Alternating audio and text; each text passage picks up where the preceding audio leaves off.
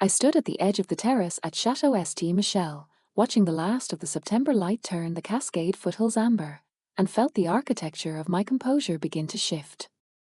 It wasn't a dramatic collapse. Nothing about me has ever been dramatic. It was more like the slow recognition that a structure you've maintained for decades has a crack in the foundation, and you've just now noticed its load-bearing. The champagne flute in my hand was Baccarat crystal. The catering was impeccable.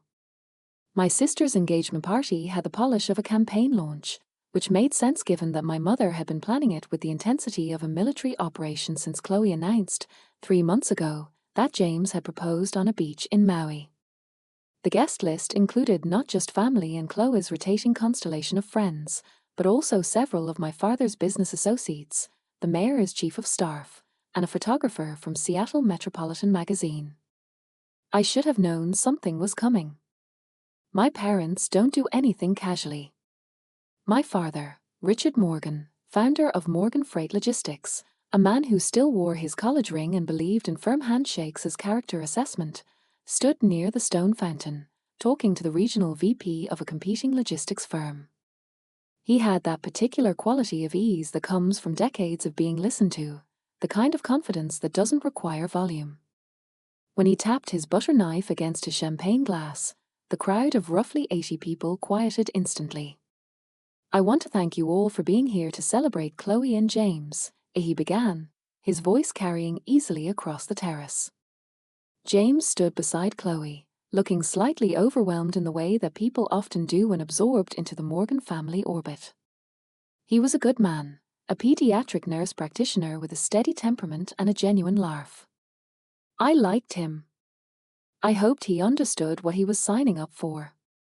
My father continued, his delivery practiced and warm. "Those of you who know Patricia and me understand that family has always been the cornerstone of everything we've built. Morgan Freight exists because I wanted to create something lasting, something I could pass down." I felt Ethan shift beside me. My husband had the situational awareness of someone trained to read spaces.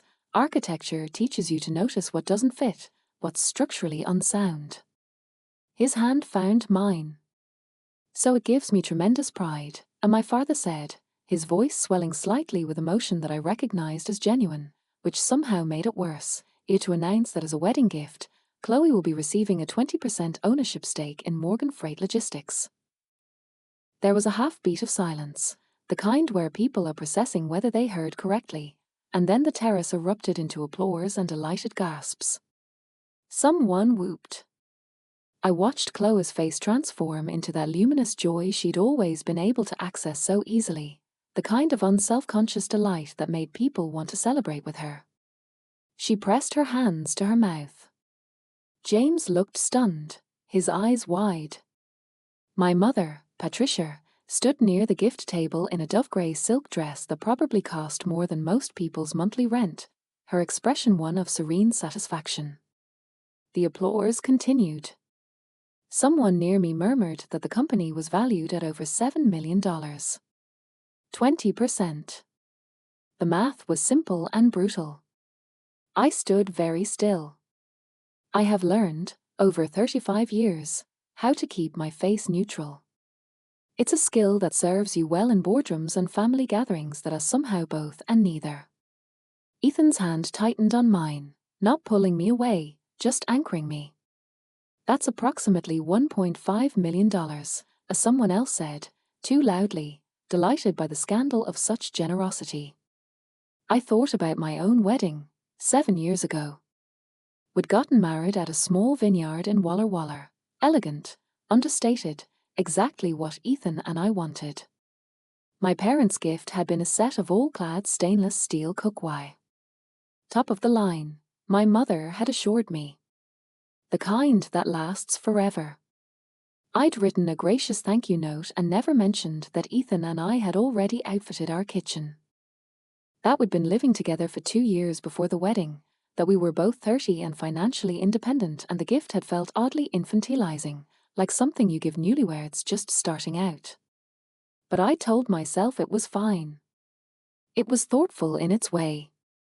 They'd paid for the rehearsal dinner. They'd flown out some of our extended family. I'd made it make sense because that's what I do. I'm very good at making things make sense. 5 years before my wedding, when I was 23 and Chloe was 18, I'd made a different thing make sense. My parents had sat me down during my last semester at MIT and explained, with obvious discomfort, that they'd underestimated the costs of my education. They'd set up college funds for both of us when we were young, but mine had been depleted. MIT was expensive, even with scholarships, and there'd been living costs and books and lab fees. Chloe's fund was intact, but she'd just been accepted to a private arts academy in California, and the tuition was substantial. We can make it work, and my father had said, but it'll be tight. We might need to take out loans. My mother had added, softly, unless you'd be willing to help. I remembered sitting in their living room in Bellevue, surrounded by the tasteful neutrals and family photos where Chloe was almost always in the center of the frame, feeling the weight of being the capable one, the one who didn't need help, the one who could solve problems. I'd already been accepted to graduate school with a full ride. I'd been working part-time in the computer science department. I had options. Of course, I'd said.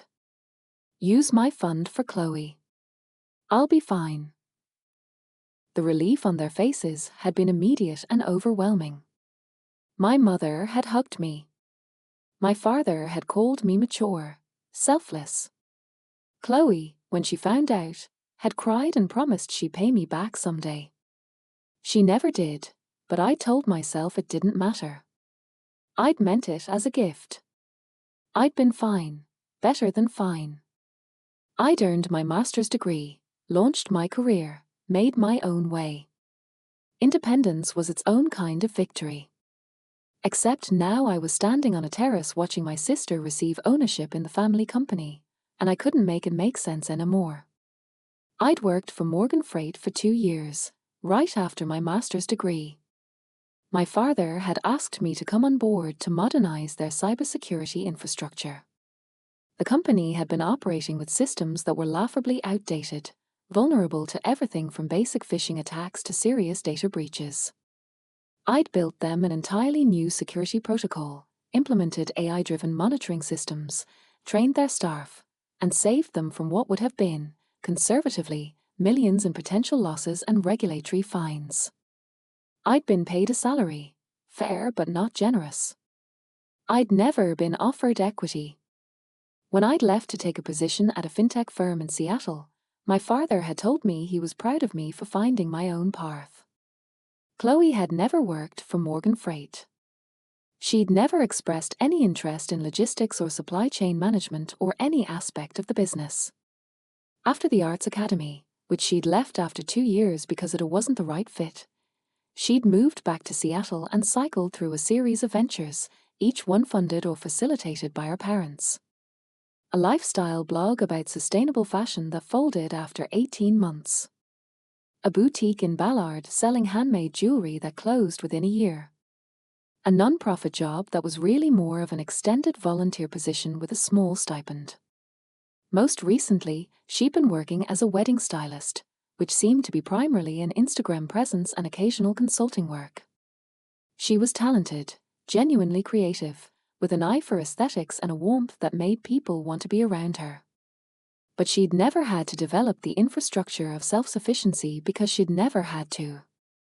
Our parents had always been there, ready to cushion every fall, fund every pivot, celebrate every new beginning.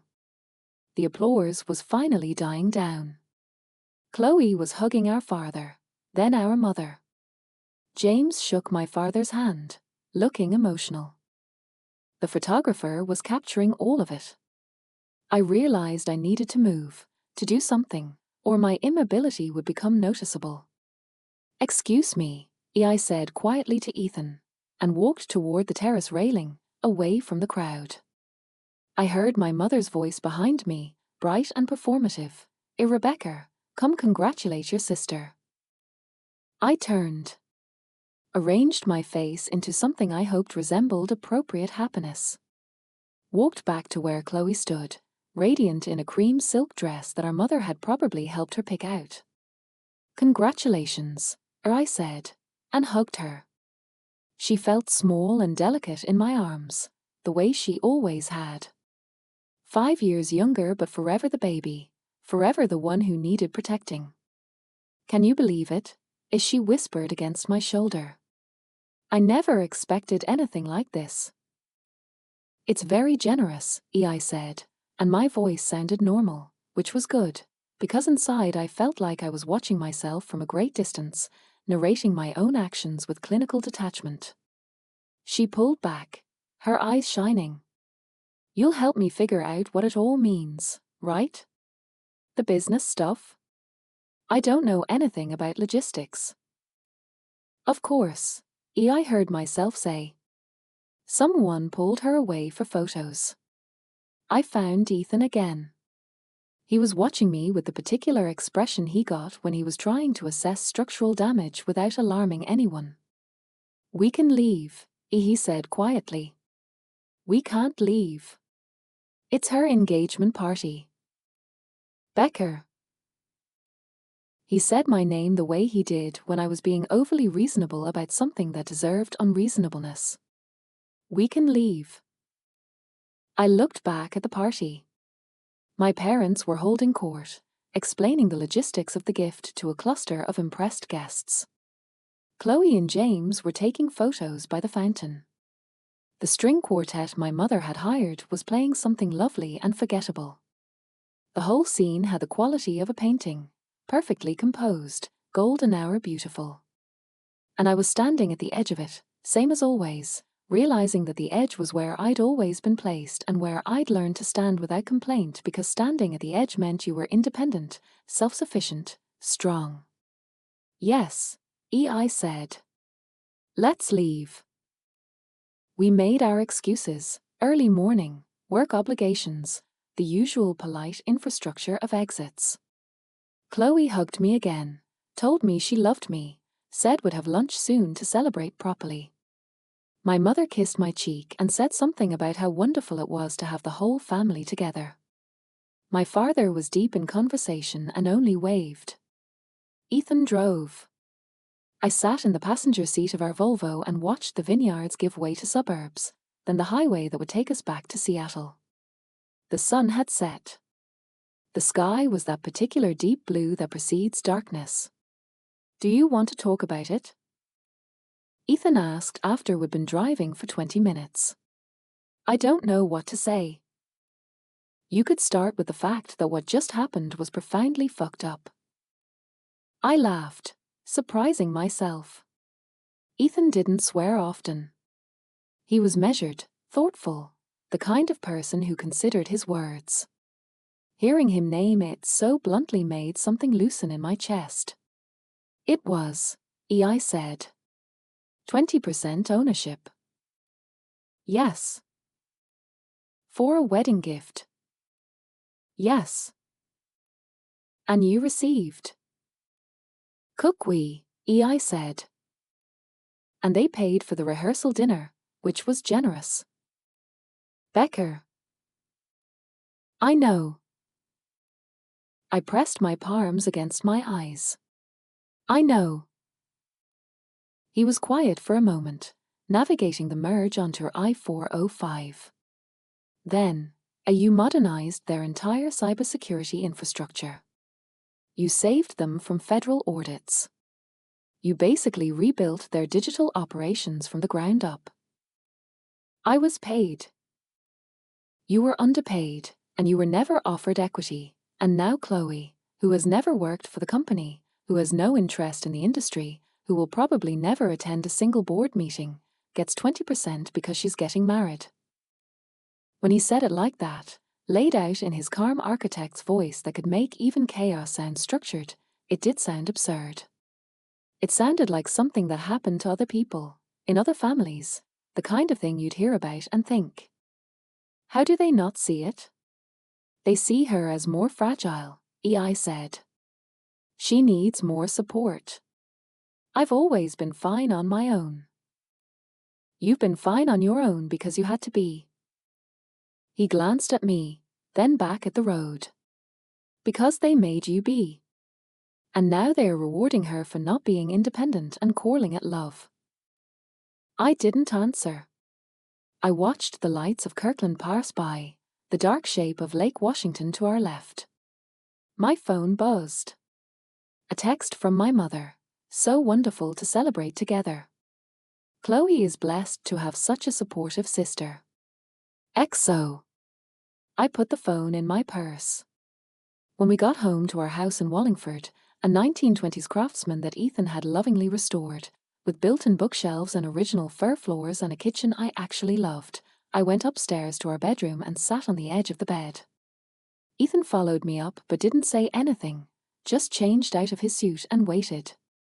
My college fund, I said finally. I gave them my college fund so Chloe could go to that arts academy. I know.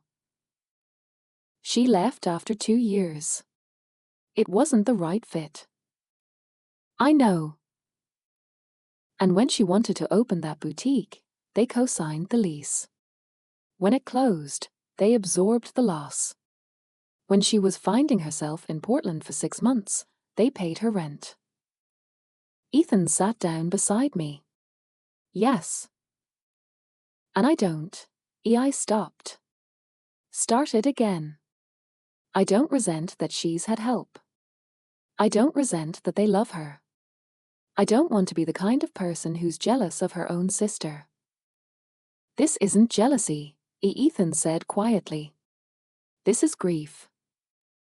The word landed strangely. Grief. As if something had died, which I suppose something had. The story I'd been telling myself about my family, about my role in it, about the fairness of being the capable one. When I won the award from the National Technology Council, I said, 3 years ago, the ceremony was in San Francisco. Remember? Of course. My parents didn't come. Chloe had the flu, not seriously, just bad cold, and my mother didn't want to leave her alone. My father said he couldn't take time away from work. I remember. You were there. Your parents flew in from Portland. My best friend from MIT came. But my parents sent flowers and a card that said they were proud of me. Becker. And I told myself it was fine. It was just a ceremony. Chloe was sick. They had their reasons. But today, they rented out a winery. They invited 80 people. They gave away part of their company. I looked at him. His face was patient and sad and angry on my behalf in a way that made my throat tight. I don't think I've ever been the priority, I said. Not once. He pulled me against him, and I let him, pressing my face against his shoulder. I didn't cry. I've never been much of a crier, which my mother always praised as emotional maturity, but which I was starting to understand might just be another adaptation to being the child who wasn't allowed to need anything. We stayed like that for a long time. Outside, I could hear our neighbor's dog barking, the distant sound of traffic on 45th normal life, continuing. Eventually I pulled back. I should let it go. It's done. The paperwork is probably already filed. You could also be angry, Ethan said. That's allowed. Anger doesn't solve anything. No, but it tells you something's wrong. It's data. I smiled despite myself. You're using my language against me. I'm using your language to reach you. He tucked my hair behind my ear. You're allowed to want more from them. You're allowed to say this isn't okay. I thought about that as I got ready for bed, as I lay in the dark next to my sleeping husband, as I watched the shadows move across our ceiling. Aloud. As if I'd been waiting for permission. I didn't sleep much. Around 3 in the morning, I got up and went downstairs to my office, a converted bedroom with a standing desk and 2 monitors and a wall of books about artificial intelligence, security architecture, and systems theory. I opened my laptop. I don't know what I was looking for exactly. Evidence. Maybe. Confirmation that I wasn't imagining things, that the pattern I'd sensed my whole life was real. I started pulling files. Documents. Photos. I'm methodical by training and temperament. You don't build security systems without learning to track data points, to see patterns, to document anomalies. I found the folder from my parents' 40th wedding anniversary party, 2 years ago. I opened the slideshow my mother had put together, Your Life in Pictures. I counted the photos. 43 included Chloe prominently. 17 included me. In most of mine, I was at the edge of the frame, or slightly out of focus, or positioned behind someone else. I found my college tuition records. The semester I'd asked about, when my parents said they were running short, I pulled up the bank statements I'd requested when helping them with taxes the following year. There'd been plenty of money. They'd bought a new car that same month. A BMW for my mother. I found the email announcement my mother had sent to extended family when Chloe opened her boutique.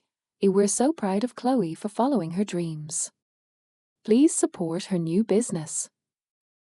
I searched my inbox for any similar announcement when I'd made senior director. Nothing. I'd told them about the promotion over brunch. My mother had said, That's wonderful, dear," and then asked if I'd tried the quiche. I found the photos from my wedding.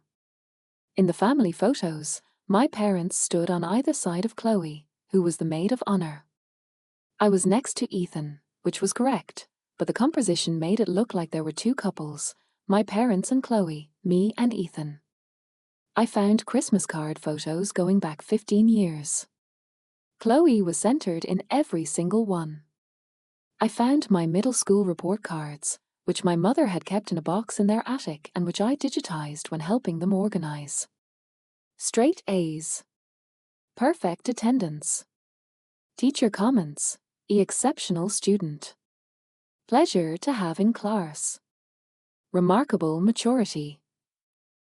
My parents had never displayed them. Chloe's participation certificates from drama club were framed in the hallway.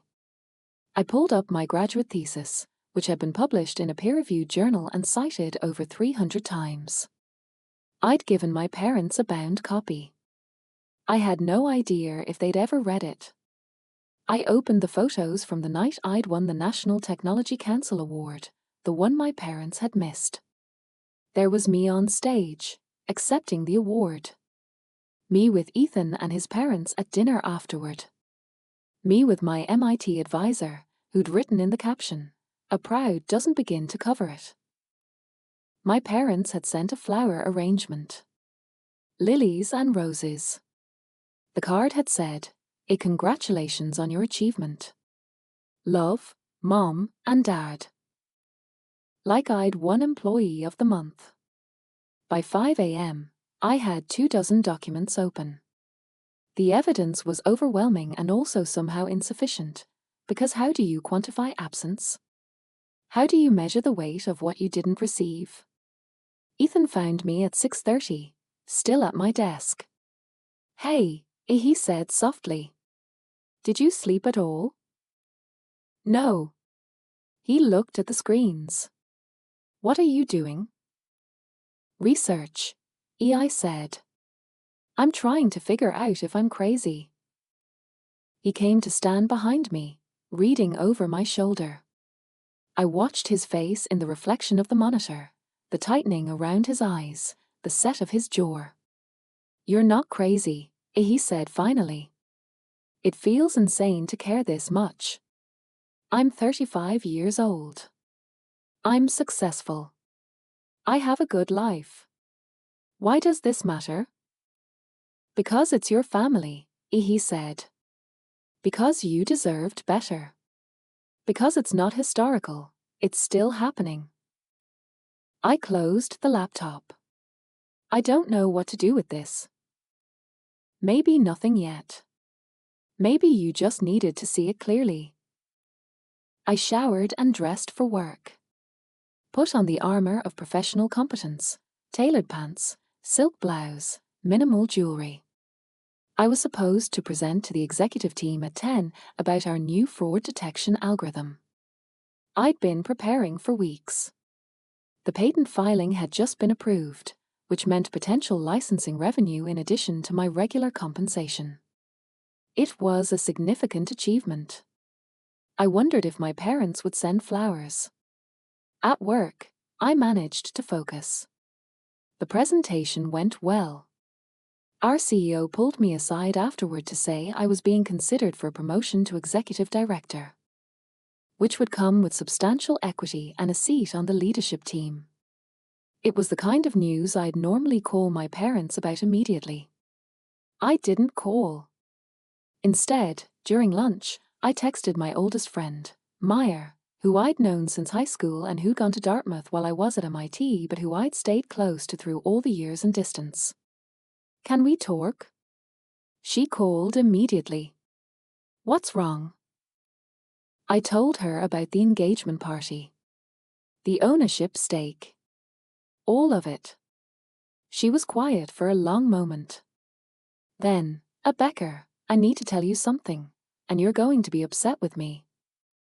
I've been watching this happen for 20 years. Since we were kids. And I should have said something, but I didn't because you seemed okay, and I didn't want to make you feel worse by pointing it out. Said something about what? Your parents have always treated you like you're an accessory to Chloe's life. You're the responsible older sister. The one who makes them look good by being successful. But Chloe is the one they actually love in the way that's visible and generous and unconditional. Hearing her say it, someone outside my marriage, someone who'd witnessed decades of family dynamics, made it real in a way it hadn't been before. I thought I was being oversensitive, I said. You're being undersensitive. You've been normalizing neglect as independence. I pressed my fingers against my eyes. I don't know what to do. What do you want to do? I thought about that. What did I want? An apology? An explanation? A retroactive redistribution of attention and resources? None of it seemed possible or even quite right. I want them to see it, I said finally. I want them to acknowledge that this has been happening. I want them to know that I know. So tell them. Just like that? Why not? Meyer's voice was gentle but firm. What are you protecting by staying silent? Their comfort? At what cost to yourself? After we hung up, I sat in my office, glass walls, city view, evidence of the career I'd built alone, and thought about costs. The cost of being capable. The cost of not needing anything. The cost of watching your sister receive everything you'd been told you didn't need because you were strong enough to manage without it. That evening, Ethan and I made dinner together. Pasta with vegetables from the farmer's market. A bottle of wine. Our kitchen had good light in the evening, warm and golden. We'd renovated it ourselves, stripping the old linoleum, restoring the original cabinets, adding period-appropriate fixtures that Ethan had found at salvage yards. It was beautiful in the way that things you build yourself are beautiful. I think I need to say something, I told him while we were chopping vegetables. To my parents. Okay. I'm afraid it won't change anything. It might not, he agreed. But it might change something in you. I set down my knife. I don't want to be the kind of person who makes a scene at her sister's engagement party. You're not. You left quietly. That's the most gracious exit possible under the circumstances. But if I say something now? Becker. He turned to face me fully. You're not creating drama by naming reality. They created the situation by being unfair. You're just refusing to pretend it's okay anymore. That night, I drafted an email to my parents. I wrote and deleted and rewrote. I wanted to be clear without being cruel. I wanted to be specific without being petty. I wanted them to understand without having to humiliate them. It took 4 hours. Finally, around midnight, I sent it. Dear Mom and Dad, I need to address what happened at Chloe's engagement party. The announcement about the ownership stake was surprising and, I'll be honest, painful. I'm not questioning your right to distribute your assets as you see fit. The company is yours to manage. But I am questioning the pattern this represents, because it's not an isolated incident, it's the culmination of a lifetime of differential treatment. I want to outline some specific examples, not to litigate the past, but to make clear that this has been a consistent dynamic. When I was 23, I gave up my college fund so Chloe could attend Arts Academy. I didn't expect repayment, but I also didn't expect that gesture would never be acknowledged or reciprocated. I worked for Morgan Freight for 2 years, modernized your entire security infrastructure, and saved the company millions in potential losses. I was never offered equity. When Chloe wanted to open her boutique, you co-signed the lease. When it failed, you absorbed the loss. When I started my business career, I was told I needed to be self-sufficient. For my wedding, you gave us cookware. For Chloe's wedding, you're giving her $1.5 million in company ownership. 3 years ago, when I won the National Technology Council Award, you didn't attend because Chloe had the flu. Yesterday, you rented a winery for 80 people. These aren't coincidences. This is a pattern. And I need you to see it, because I can't pretend I don't see it anymore. I love Chloe. I want her to be happy and successful. I don't resent her receiving help or support. But I do resent being treated as if my independence means I don't deserve consideration, as if being capable means I don't need acknowledgement, as if your firstborn child is less worthy of investment than your second. I'm not sure what I'm asking for exactly. Maybe just acknowledgement that this has been real. That I'm not imagining it or being oversensitive. That my feelings are based on observable facts. I'm taking some space for now. I need to figure out what relationship with you feels sustainable and honest. Rebecca. I showed it to Ethan before sending. He read it twice. It's perfect, he said. Measured, specific, clear. It's very you. Is that good? It means they can't dismiss it as emotional. You've given them facts. What if they respond badly? Then you'll know something important about what they're capable of. I sent it at 12:47 a.m. and then closed my laptop and went to bed, where I lay awake replaying the email in my head, wondering if I'd been too harsh, too detailed, too demanding. Wondering if I should have just let it go. The response came at 8 a.m. the next morning. My father. Rebecca. I'm disappointed by this email. The decision about Chloe's gift was made carefully and with her best interests in mind. You've always been successful and independent. You don't need our help the way she does. I'm surprised you would respond to your sister's happiness with bitterness. This kind of jealousy is beneath you. I suggest you reflect on why you're choosing to create family discord at such an important time. We expect you to be present and supportive for your sister's wedding. Don't let this affect the family. Dad. I read it 3 times. Each time, I felt something different. First, shock. Then, recognition. Finally, a strange kind of clarity. He hadn't addressed a single point I'd made. He'd reframed my specific concerns as jealousy, my documented pattern as bitterness, my request for acknowledgement as creating discord. He'd made me the problem. It was, I realized, what he'd always done. What they'd both always done. When I'd been hurt, I'd been told I was too sensitive. When I'd needed something, I'd been told I was too demanding. When I'd succeeded, I'd been told I was fortunate. When Chloe struggled, she'd been given resources. My mother's email arrived 20 minutes later. Sweetheart, I'm so sorry you're feeling this way. You've always been so strong and capable that sometimes we forget you might need reassurance too. Of course, we're proud of you, you know that. But Chloe has a different personality. She needs more support and security. It's not about loving one more than the other, it's about meeting different needs. I hope you can understand and be happy for your sister. Family is precious. Don't let resentment damage these relationships. Love, Mom. Different needs. As if I'd never needed anything. As if needing less meant deserving less. I forwarded both emails to Ethan with the subject line, Ear Exhibit A. His response was immediate. I'm sorry.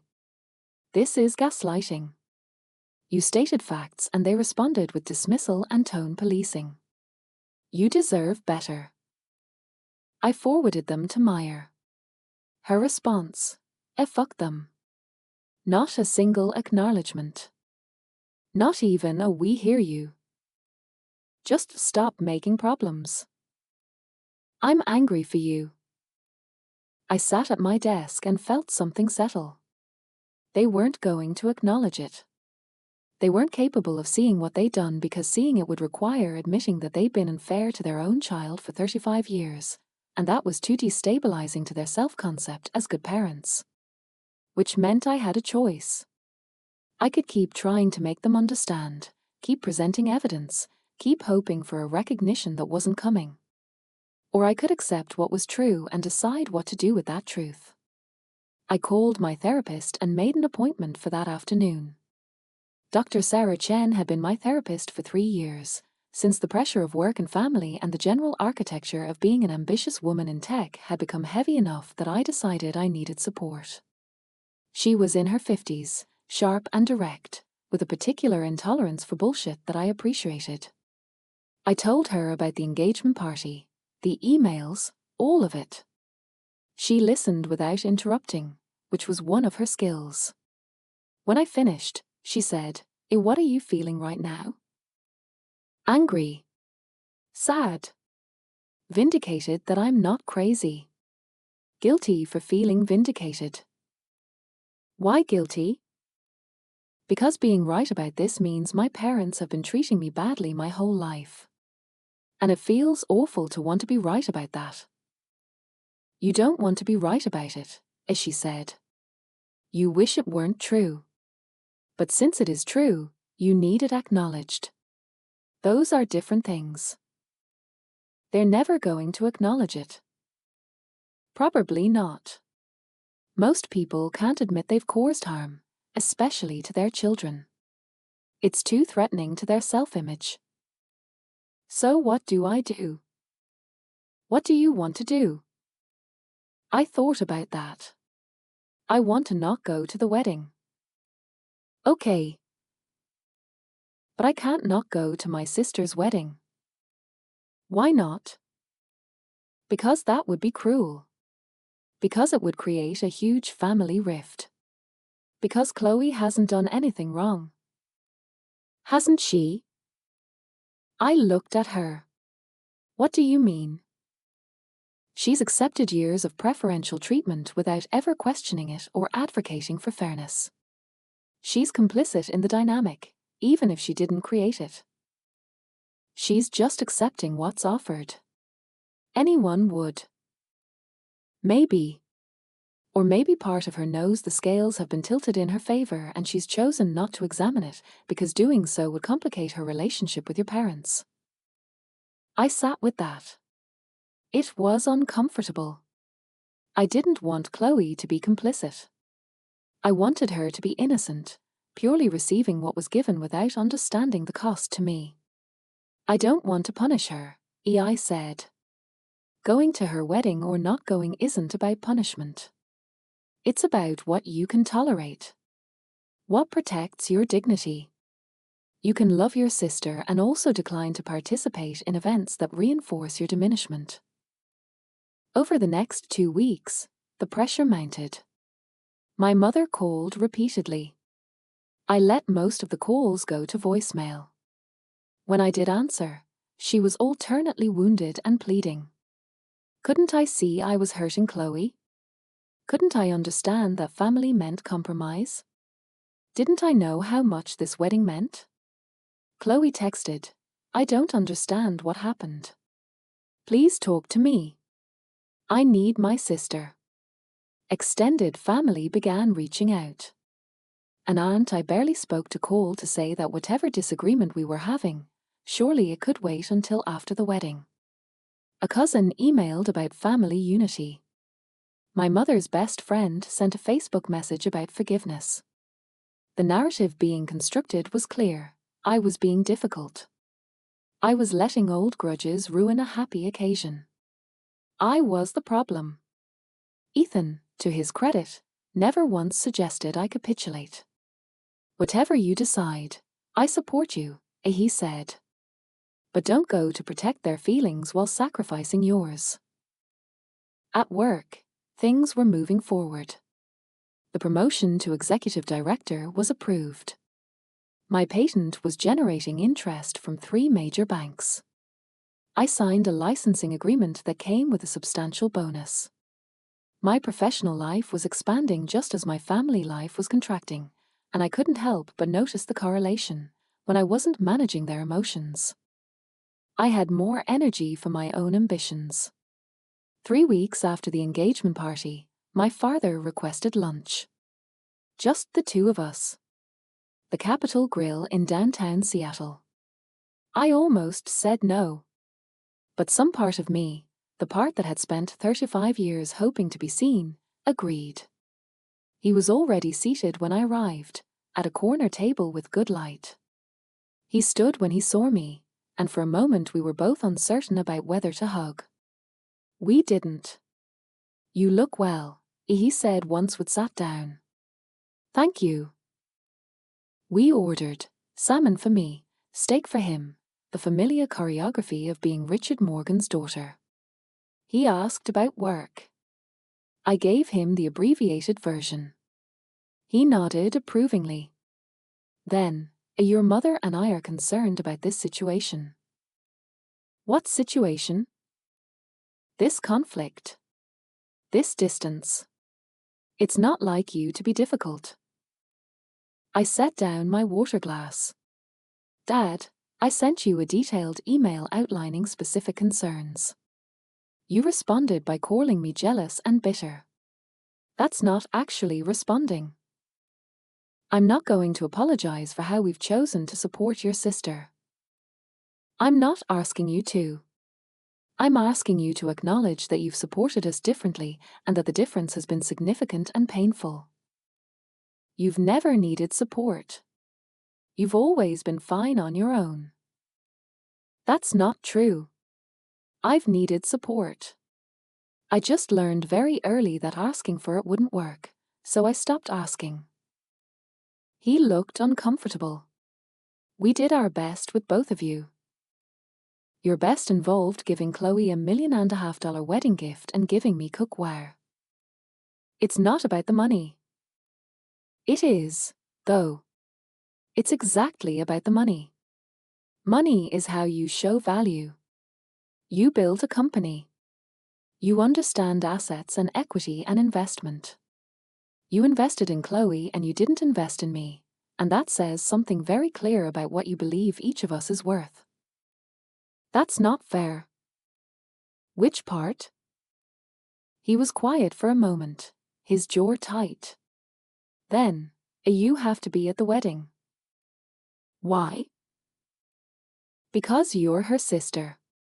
Because family is bigger than individual grievances. Because I'm asking you to." "Are you also asking me to pretend everything is fine?" "I'm asking you to be an adult about this."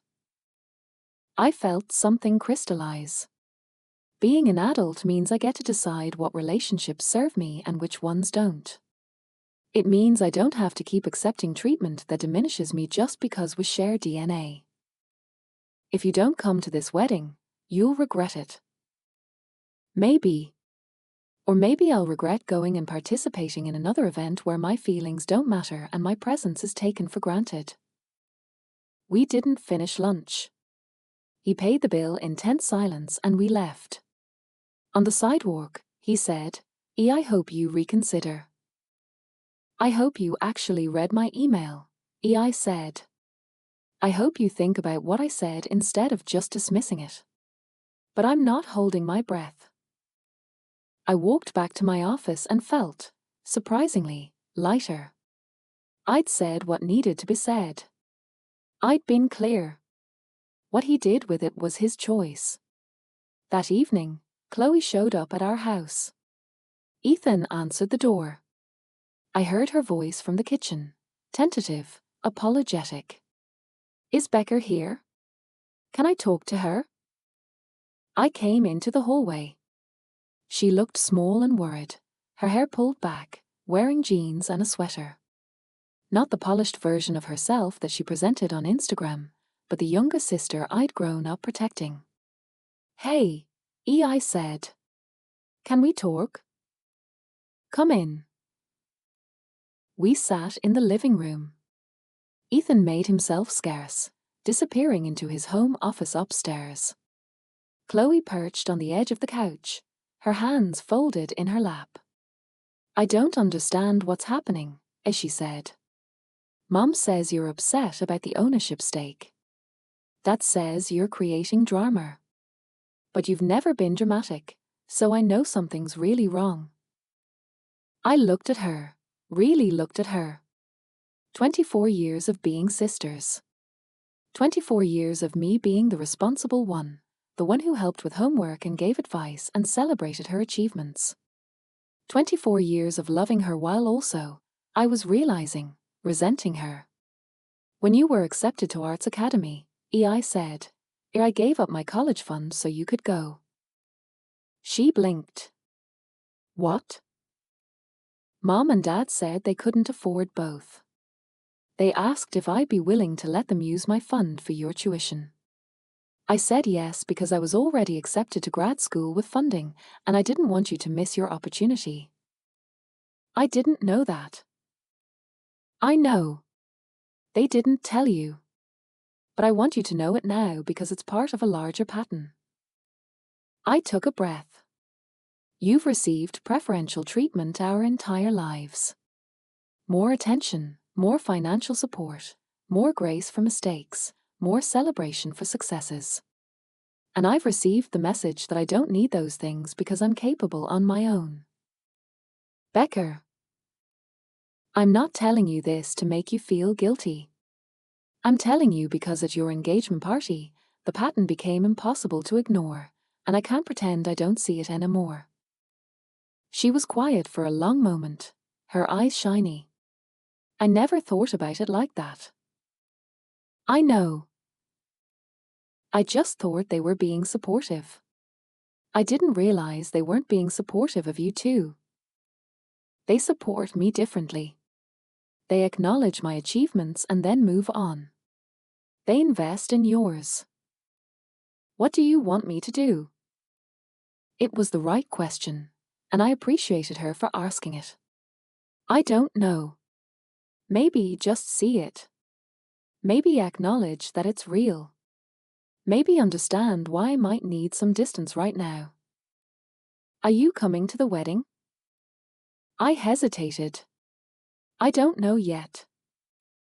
I need you there, she said, and her voice broke. You're my sister. I can't imagine getting married without you. I understand that. But you also need to understand that being there means participating in a family dynamic that has been hurting me for decades. It means acting like everything is fine when it isn't. Can't we just, for one day, put it aside? That's what I've been doing my whole life. Putting it aside. And I'm tired. She left shortly after, hugging me at the door and promising to think about what I'd said. I watched her drive away and felt the complicated weight of loving someone and also needing to protect yourself from them. The wedding was 6 weeks away. The invitation was cream cardstock with embossed gold lettering. The Fairmorn Olympic Hotel. Black tie. A celebration of love and family and new beginnings. I put it on my desk and looked at it every day, trying to decide. In the meantime, life continued. I started my new role as executive director. The patent licensing deals finalized. I was profiled in Seattle Business Magazine. The reporter asked about my family and I gave her the sanitized version. Supportive parents, close sister, no drama. After it published, my mother texted, "Beautiful article, sweetheart. So proud." No mention of the lunch with my father.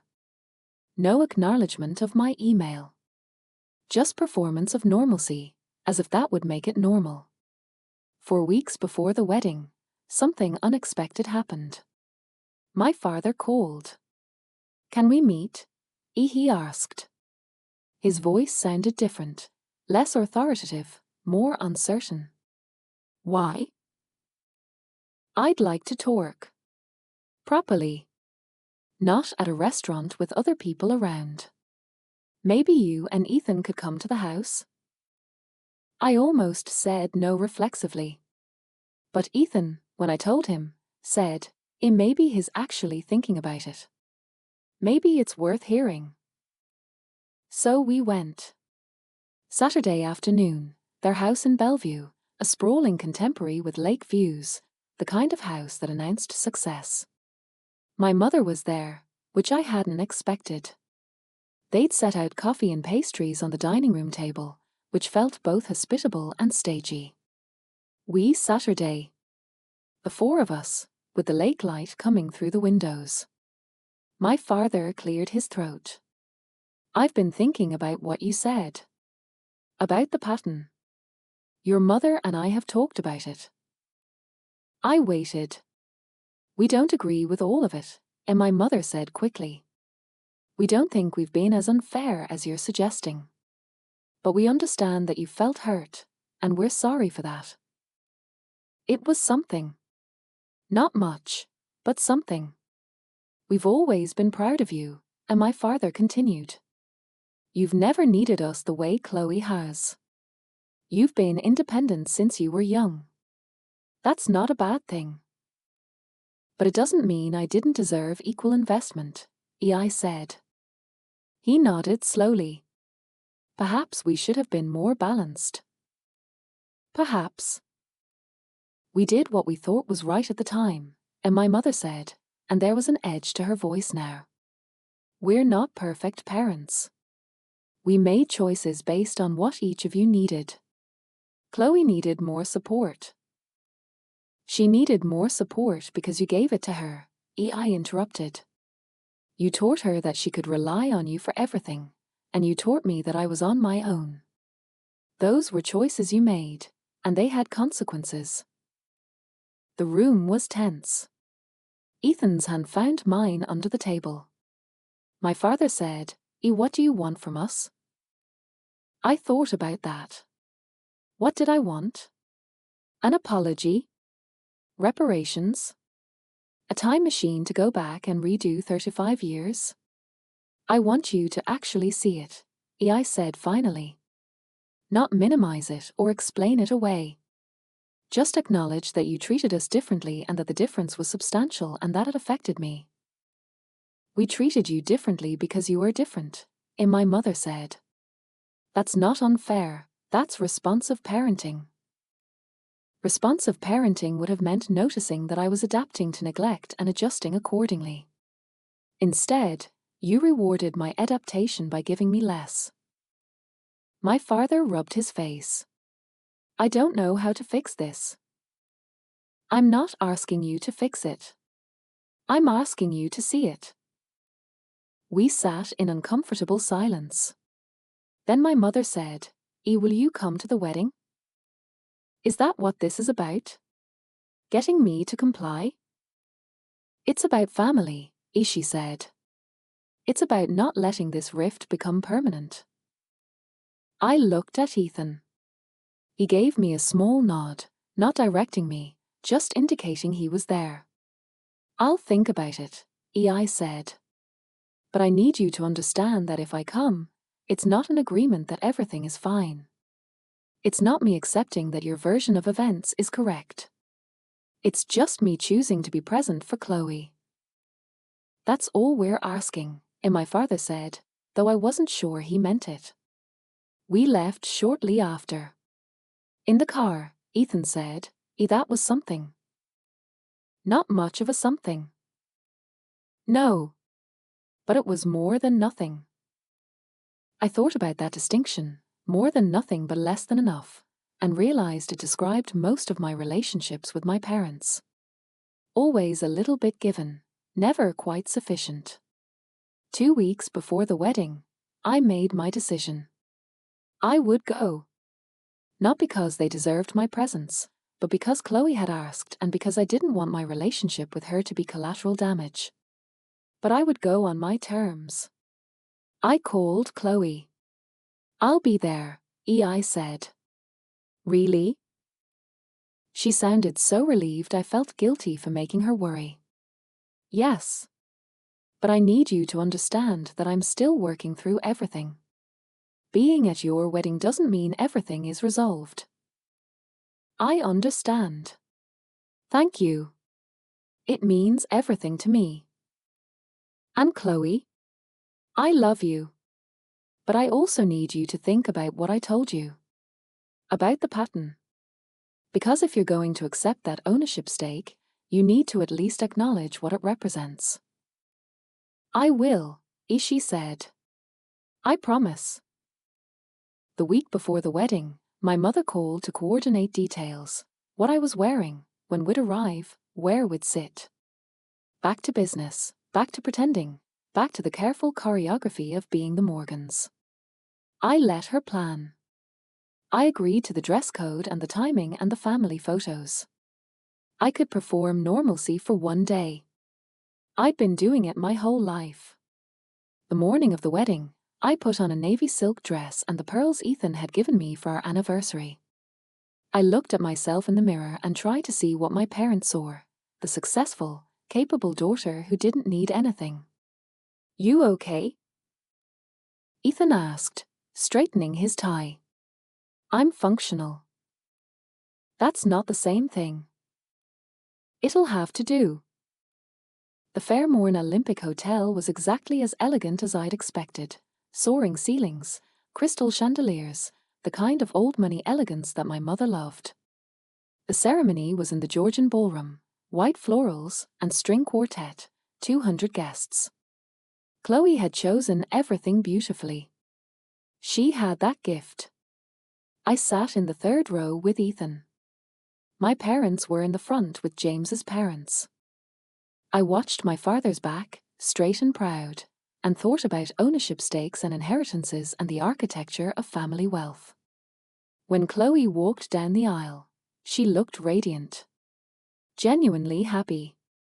And I felt, beneath all the complicated feelings, glad for her. She deserved happiness. I just also deserved equity, both literal and metaphorical. The ceremony was lovely. The vows were personal and sweet. James promised to support her dreams. Chloe promised, and this made me look up, to build a family rooted in fairness and equality. She looked at me when she said it. At the reception, I made small talk with relatives I hadn't seen in years. I danced with Ethan. I posed for family photos with a practiced smile. I watched my mother glow with satisfaction at pulling off such an elegant event. Then, during dinner, something unexpected happened. Chloe and James stood to make an announcement. I assumed it would be thank yous, the usual reception speech. Instead, Chloe said, James and I have been talking a lot about what we want our life together to look like. About the values we want to build our family on. James took her hand. We're incredibly grateful for the generous gift from Chloe's parents. The ownership stake is more than we ever imagined receiving. I felt myself tense. Where was this going? But we've decided, Chloe continued, that we won't be taking positions at Morgan Freight Logistics. We love the company and respect what it represents, but it's not our path. Instead, we're using the resources we've been given to start our own business, a branding and design consultancy focused on small businesses and nonprofits. The room murmured. My father's face was unreadable. And, Chloe said, looking directly at me now, we wanted to acknowledge someone who has never been acknowledged enough. My sister, Becker, has accomplished extraordinary things in her career. She revolutionized the security systems that protect Morgan Freight. She's a leader in AI security. She's brilliant and driven, and she's taught me more than anyone about what it means to build something meaningful. I felt my throat tighten. So this is for you, Beck. Thank you for always being there. Thank you for seeing something I should have seen. Thank you for being honest even when it was hard. People applauded. I felt Ethan squeeze my hand. Across the room, my mother looked uncomfortable. My father looked thoughtful. It wasn't an ownership stake. It wasn't reparations. But it was acknowledgement, public and clear. After dinner, my father found me at the bar. That was unexpected, he said. Which part? All of it. He ordered a scotch, took a sip. I underestimated you. Yes, you did. I still think you're being too harsh about how we raised you. Dad. I turned to face him fully. You don't get to tell me how I'm allowed to feel about my own childhood. He looked at me for a long moment. Then, quietly, you're right. I don't. It wasn't an apology. But it was something. Later, my mother found me in the hallway outside the ballroom. That speech was unnecessary, she said. It made your father and me look bad. That wasn't its purpose. Then what was? Acknowledgement. Something you and Dad have never given me. She pressed her lips together. We've done our best. I know. But your best hasn't been good enough for me. And I'm allowed to say that. You're so hard sometimes. I'm clear. That's different. She walked away, and I let her. I was tired of making my clarity more palatable for people who refused to see it. The rest of the evening passed in a blur of dancing and cake and toasts. When it was finally over, Ethan and I drove home in comfortable silence. You okay? He asked as we pulled into our driveway. I'm something. I'm not sure okay is the word. What word would you use? I thought about it. Clear. I'm clear about what happened and what I need and what I'm willing to tolerate going forward. That's good. Is it? It feels lonely. Clarity often does at first. But it's better than confusion.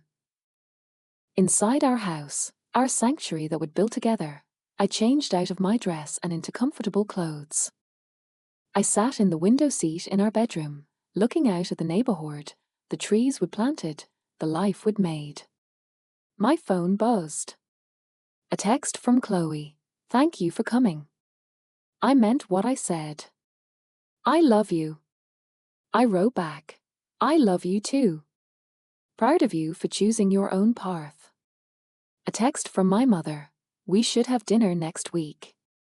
I didn't respond to that one yet. Over the next few months, things shifted gradually. My parents made more effort, not dramatically, but noticeably. They asked about my work with genuine interest. They attended a talk I gave at a tech conference. My father sent me an article about AI security with a note that said, "I thought of you." It wasn't a transformation. They didn't suddenly become different people. But they were trying, in their limited way, to see me. Chloe and I had lunch once a month. She asked for advice about her business.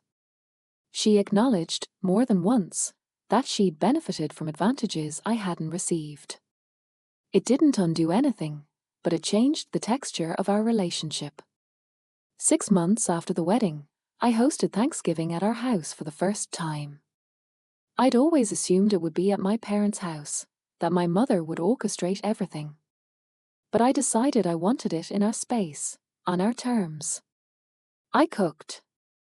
Ethan set the table with linens we'd chosen and plates we'd registered for. We invited my parents, Chloe and James, Ethan's family, and Meyer. When everyone arrived, I felt different than I usually did at family gatherings. Not smaller. Not peripheral. I was the host. This was my table. During dinner, my father proposed a toast. To Rebecca and Ethan, for opening their home.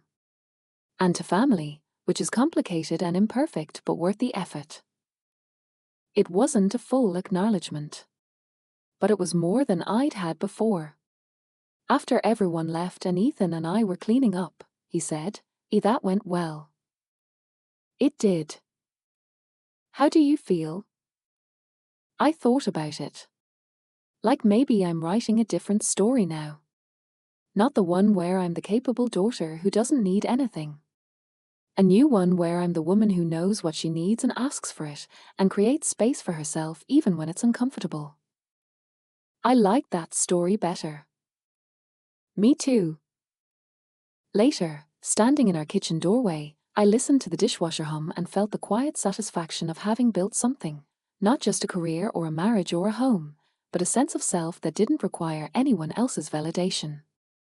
My phone buzzed one more time.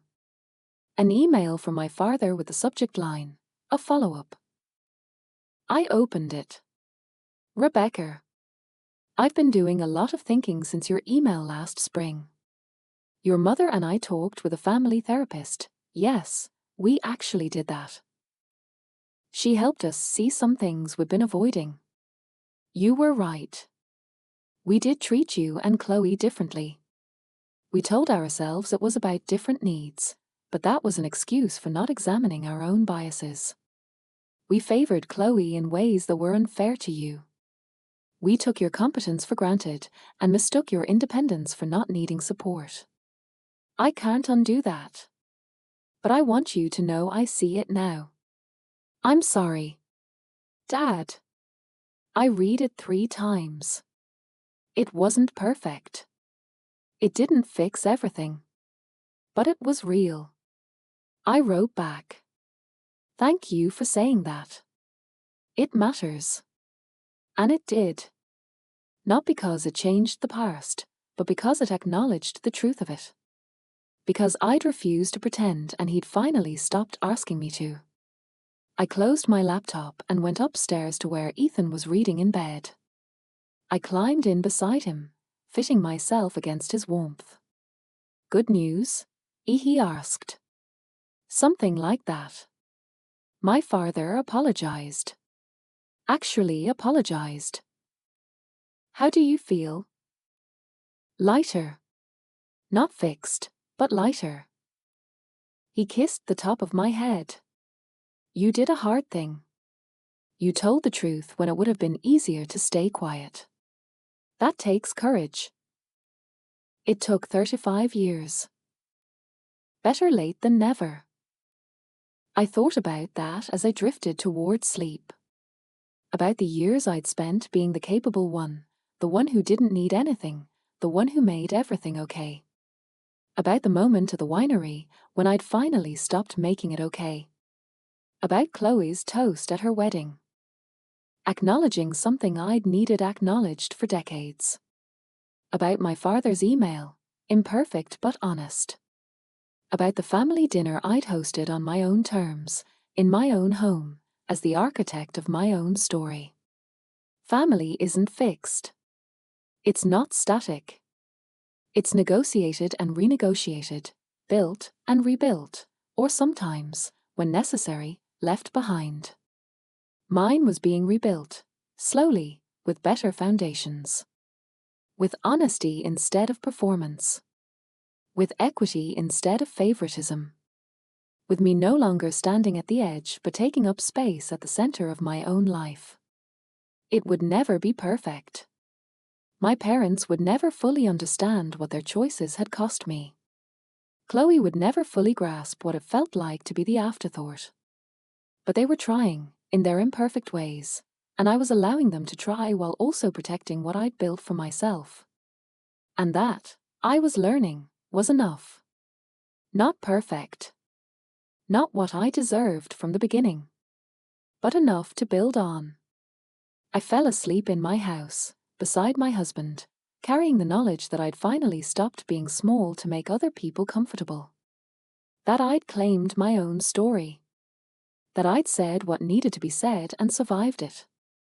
And in the morning, when I woke, I would still be clear. Still certain. Still myself, fully and without apology. That was the true inheritance, not money or ownership stakes or belated acknowledgements, but the hard-won knowledge that I could trust myself, even when no one else did. Especially when no one else did. I'd built that. Alone, then with Ethan, then with the careful reconstruction of family on terms I could live with. And it was mine. Earned, not given.